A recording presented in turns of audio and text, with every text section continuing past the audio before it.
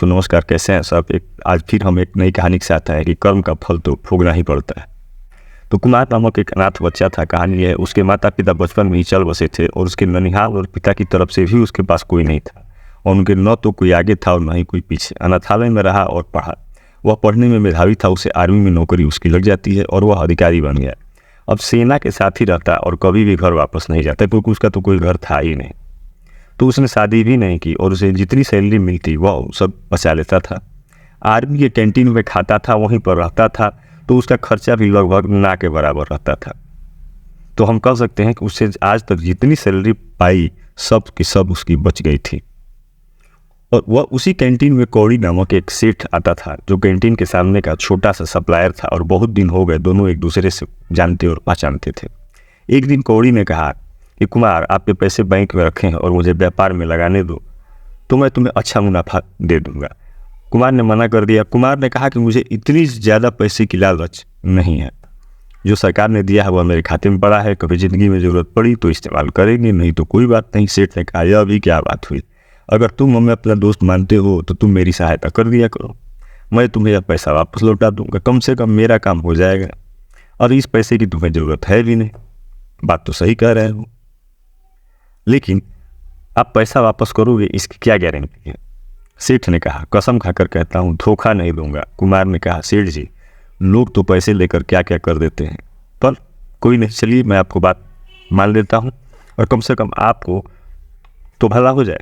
सेठ ने मुस्कुराते हुए धन्यवाद कहा और कुमार को गले लगा लिया। पैसा लेने के बाद सेठ जब भी आता कुमार को बहुत बहुत धन्यवाद देता। सेठ का बिजनेस कुमार के पैसों से बढ़ता जा रहा था। आमदनी दिन दुगुनी रात चौगुनी हो रही थी। आमदनी बढ़ने के साथ अब सेठ की नीयत में बेईमानी आ चुकी थी। अब वह पैसे ना लौटाना पड़े उसका बहाना ढूंढता रहता था। इसी बीच बॉर्डर पर पड़ोसी देश के साथ युद्ध शुरू हो गया और कुमार को भी जाना पड़ा। जहाँ युद्ध हो रहा था वो इलाका काफ़ी दुर्गम था। वहाँ पहुँचने का एकमात्र रास्ता घोड़े से पहुँचने का ही था। कुमार एक कुशल घुड़सवार था। उसे जो घोड़ी मिली वो बिगड़ैल थी और कुमार के पीठ पर बैठते ही सर पर तेजी से दौड़ने लगी। कुमार उसे काबू में करने की बहुत प्रयास किया, लेकिन उसके सारे प्रयास बेकार चले जाते हैं और वो और तेजी से दौड़ने लगती है। घोड़ी का मुंह काबू में करते करते कट चुका था, पर पता नहीं आज ये बिगड़ैल घोड़ी कुछ भी सुनने के लिए तैयार नहीं थी। घोड़ी दौड़ते दौड़ते दुश्मन के खेमे में सामने जाकर खड़ी हो गई और कुमार दुश्मन की गोलियों का शिकार हो जाता है। सेठ बराबर आर्मी कैंटीन में आता जाता था। उसे वहाँ पता चला कि कुमार युद्ध में वीर गति को प्राप्त हुआ है। सेठ ने वहाँ काफ़ी दुख दिखाया, छाती पीटे, कैंट से बाहर आते खुशी से झूम उठा और उसकी खुशी का कारण था कि अब उसे पैसा वापस नहीं करना होगा। सेठ के व्यापार फिर दिन दुनी रात चौगुनी बढ़ने लगा। कुछ दिनों के बाद सेठ की पत्नी माँ बनी और सेठ एक सुंदर बच्चे का पिता बन जाता है। सेठ के जीवन का ये सबसे बेहतरीन समय चल रहा होता है और समय बीतते कहा जाता है देर नहीं लगती, अच्छा और बुरा समय तो लौट ही जाता है।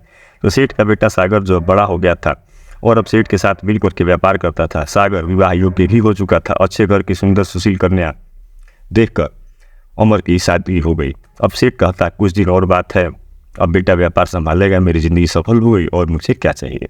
सागर की शादी हुए मुश्किल से 2 महीने हुए थे। सागर सड़क पार कर रहा था, उसे चक्कर आया और वह गिर गया। लोग उसे उठाकर हॉस्पिटल पहुंचाए। उसके ब्रेन का MRI और अन्य टेस्ट हुए तो पता चला कि सागर को तो ब्रेन कैंसर है। सेठ ने डॉक्टर से कहा कि पैसे की चिंता मत करें, आप जो है भैया इलाज करो। डॉक्टर से डॉक्टर बदले गए, हॉस्पिटल से हॉस्पिटल बदले गए, लेकिन कुमार सागर की हालत में कोई परिवर्तन नहीं होता है। व्यापार पे ध्यान भी नहीं दे पाता इनकी वजह से और उससे कस्टमर भी छूटते जाते हैं सेठ के, और हॉस्पिटल का भी बिल जो है बढ़ता जा रहा था। अब सेठ पर कर्ज काफ़ी ज़्यादा हो चुका था। सेठ परेशान हो गया था। अब सागर को डॉक्टरों ने भी जवाब दे दिया था कि सेठ हार चुका था। किसी चमत्कार की आशा में बैठा था, चमत्कार तो हुआ नहीं, पर सागर अब इस दुनिया से चला गया। महीनों जिंदगी की जंग लड़ने के बाद सागर हार चुका था और सेठ के घर में हाहाकार मच गया। सेठ सेठानी सागर की पत्नी सब विलाप करते रहते थे, यहाँ तक कि घर के नौकरों को भी रो रो करके बुरा हाल था। एक साधु सर से गुजर रहे थे, उन्होंने करुण क्रंदन सुना तो रुक जाते हैं। कहते हैं वहाँ जाकर उन्हें कहा, रोने से कुछ नहीं होगा, जो होना था वो तो हो गया। सेठ गुस्से में बोला कि मेरे साथ ही क्यों हुआ। साधु ने कहा, सब कर्म का फल है भैया, यही चुका कर जाना होगा। आज बहुत रो रहे हो, कल तो तुम बहुत हंस रहे थे। सेठ ने कहा कि मैं कुछ समझा नहीं महाराज। साधु ने कहा, कि तुमने अपने व्यापार के लिए उधार पैसे लिए थे, जब व्यापार चल पड़ा तो तुमने जिनके पैसे थे उसे लौटाए नहीं। सेठ ने कहा गलत, वो मर गया था, कैसे लौटा था? साधु ने कहा झूठ, नहीं तुम भूल गए उसके मरने के समाचार पे तुम कितना खुश हुए थे। उस दिन तुमने तो मिठाई भी बांटी थी। तुम उसके पैसे को सरकार को या अनाथालय या किसी ज़रूरतमंद को भी दे सकते थे, पर तुमने ऐसा कुछ भी नहीं किया क्योंकि तुम्हारी नीयत में खोट था। सेठ शर्मिंदा सा खड़ा था। आज सेठ वहीं पर खड़ा था जहाँ पर वह आज से 20 साल पहले खड़ा था। आज ना तो उसके पास पैसे थे और ना ही व्यापार उसका चल रहा था, और सबसे बड़ी बात ना ही उसके पास वो पुत्र और ढेर नहीं था और ढेर सारा कर्जा हो गया था। साधु ने कहा तुम्हारा पुत्र वही लड़का कुमार था, ये अपना हिसाब करने आया था, हिसाब कर लिया और चला गया। जितना उसने तुम्हें दिया था सूद सहित वापस ले लिया। तो तुमने उसकी शिक्षा, शादी, हॉस्पिटल पर सब खूब खर्च किया। जब हो गया तुम्हें भिखारी बनाकर चला गया। सेठ ने सुबकते हुए कहा मान लिया कि मेरी गलती थी, लेकिन इस बेटी का क्या गलती है? इसलिए तो सिर्फ 2 महीने पहले शादी हुई थी। तो साधु ने इसका कर्म फल बताया कि इसका कर्म फल था। ये पिछले जन्म में वही घोड़ी थी जिसने चलते कुमार की ज़िंदगी बर्बाद हुई थी।